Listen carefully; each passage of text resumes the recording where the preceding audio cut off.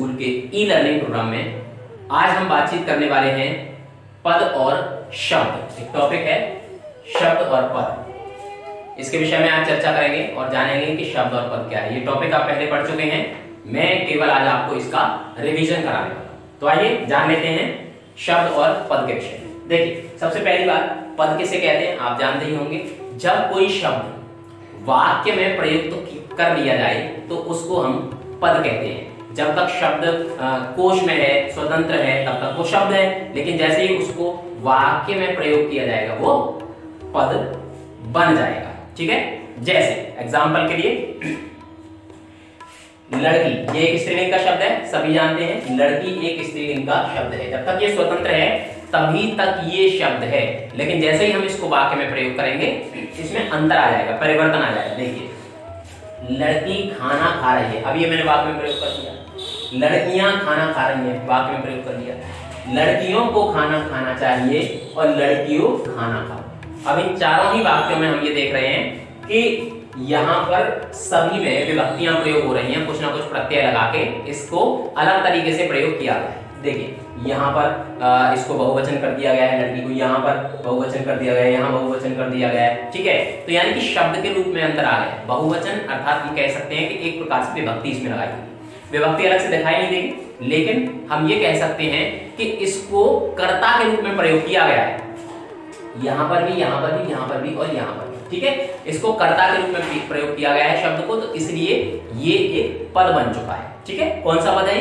कर्ता पद है, संज्ञा है, बहुवचन है। ठीक है, ये सारी की सारी चीजें जब हम पद परिचय देते हैं, जब बताते हैं। ओके, अच्छा, यहाँ पर हम एक चीज देख पा रहे हैं कि यहाँ पर भी लड़की और यहाँ पर भी लड़की, यानी कि दोनों ही शब्द बिल्कुल एक जैसे हैं। ठीक है, यहाँ पर भी लड़की लिखा हुआ है, यहाँ पर भी, यहाँ पर फिर भी अंतर है, यहाँ पर लड़कियां, लड़कियों, लड़कियों, लेकिन ये दोनों में जब तक स्वतंत्र था तब भी लड़की था और यहाँ पर वाक्य प्रयोग है तब भी लड़की। क्या हम इसको पद कहेंगे? हम इसको पद कहेंगे, क्योंकि इसमें भी विभक्ति है जो कि अदृश्य है। कहते हैं ना अंग्रेजी में साइलेंट, जो है लेकिन हम उसको प्रयोग नहीं करते, उसी प्रकार से हिंदी में ये अदृश्य है। इसको प्रयुक्त किया गया है, लेकिन इसको कर्ता की भूमिका में यहाँ पर प्रयोग किया गया है। तो जहां पर ये कर्ता की भूमिका निभा रहा है तो वहां हम इसको कर्ता ही कहेंगे और पद के रूप में इसका परिचय देंगे। ठीक है, आगे बढ़ते हैं। अब जान लेते हैं हम कि जो पद है, पद भी दो प्रकार के होते हैं। वैसे तो पद के आप कई सारे प्रकार करते हैं, लेकिन मुख्य रूप से पहले हम पद के दो प्रकार करते हैं। कौन कौन से? एक होता है कोशीय और एक होता है व्याकरणिक। पद में दो प्रकार के शब्द हैं, एक कोशीय है और एक व्याकरणिक। देखिए कैसे पहचानते हैं। मैंने यहाँ दो लाइनें लिखी हैं, पहले आपको बता देता हूँ कोशीय और व्याकरणिक क्या है। कोशीय शब्द वो है जो जैसा वो शब्दकोश, यानी कि डिक्शनरी होती है ना हिंदी की, डिक्शनरी में यानी कि शब्दकोश में वो शब्द जैसा भी है, अगर वैसा का वैसा अगर किसी पद में, पद के रूप में प्रयोग हो रहा है तो हम उसको कोशीय कहते हैं, कोशीय शब्द। और अगर उसमें कोई ना कोई परिवर्तन, अगर उसमें परिवर्तन के साथ उसको प्रयोग किया गया है या उसका कुछ व्याकरणिक दृष्टिकोण से प्रयोग हुआ है तो फिर हम उसको व्याकरणिक कहते हैं। एग्जाम्पल दे देता हूं आपको, जैसे यहाँ पर दो लाइनें लिखी हैं, तू अब खाना खा ले। ठीक है, ये पहली लाइन है। दूसरी लाइन है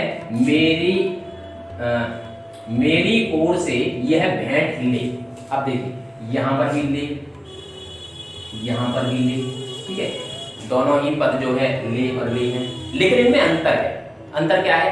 यहां पर तो ये जो खा ले, ये जो मुख्य क्रिया है ना, खा, ये क्रिया है, संयुक्त क्रिया है। खा ले एक संयुक्त क्रिया है। संयुक्त क्रिया होती है ना कि मैं आ गया, अब आ गया, ये दो शब्द हैं एक ही क्रिया के, आ गया। अब इसमें आ तो मुख्य क्रिया है और गया ये एक रंजक क्रिया है। ठीक है, उसकी रंजनता को बढ़ा रही है, यानी कि सहायक क्रिया जिसको आप कई बार कह देते हैं। ठीक है, तो ये रंजक क्रिया है खाली।